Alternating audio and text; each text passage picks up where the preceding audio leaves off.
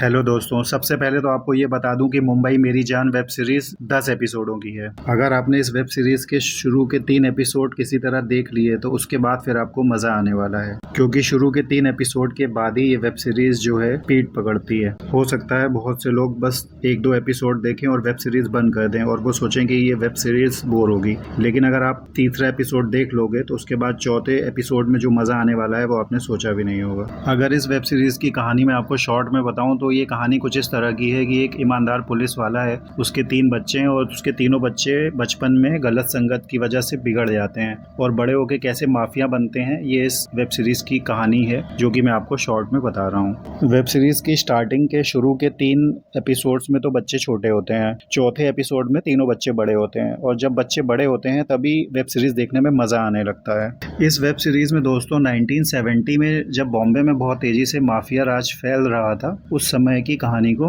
बहुत ही डिटेल में बताया गया है। इस वेब सीरीज में डायरेक्टर ने 1970s का माहौल बिल्कुल ओरिजिनल ढंग से दिखाया है। आपको सही में लगेगा कि आप 1970s में पहुंच गए हो। के मेनन ने इस वेब सीरीज में इस्माइल कादरी का रोल निभाया है और ये बात मैं आपको बता दूं कि के मेनन की आपको अब तक की सबसे अच्छी परफॉर्मेंस इस वेब सीरीज में देखने को मिलेगी। इस वेब सीरीज की पूरी कहानी के मेनन जो कि इस्माइल कादरी बने हैं और उनके बेटे दारा कादरी जो कि अविनाश तिवारी बने हैं, उन्हीं के आसपास घूमती है। कृतिका कामरा दारा की बहन बनी है और उनकी परफॉर्मेंस माइंड ब्लोइंग है। इस वेब सीरीज की एक इम्पॉर्टेंट बात और है कि इस वेब सीरीज में आपको हर समय गालियां सुनने को मिलेंगी, हर कैरेक्टर आपको गाली देता हुआ दिखेगा। अगर आपको इस तरह की गालियों वाली वेब सीरीज पसंद नहीं है तो ये वेब सीरीज आपके लिए नहीं है। वेब सीरीज में वायलेंस और गालियां बहुत है, इसलिए इस वेब सीरीज को आप मिर्जापुर वेब सीरीज की कैटेगरी में रख सकते हो। इस वेब सीरीज का प्रोडक्शन फरहान अख्तर ने किया है और फरहान भाई ने इस मूवी में दिल खोल के पैसा लगाया है। मुंबई मेरी जान की कहानी Dawood Ibrahim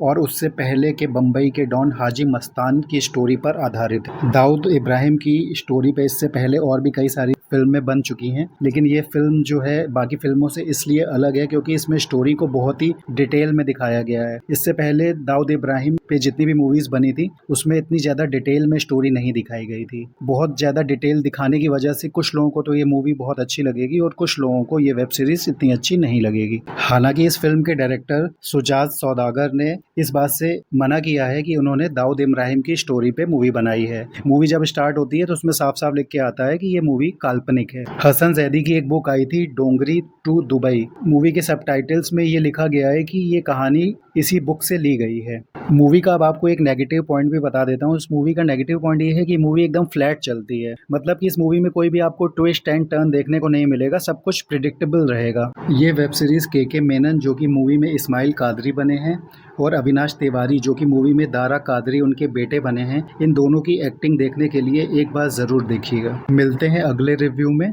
bye, take care.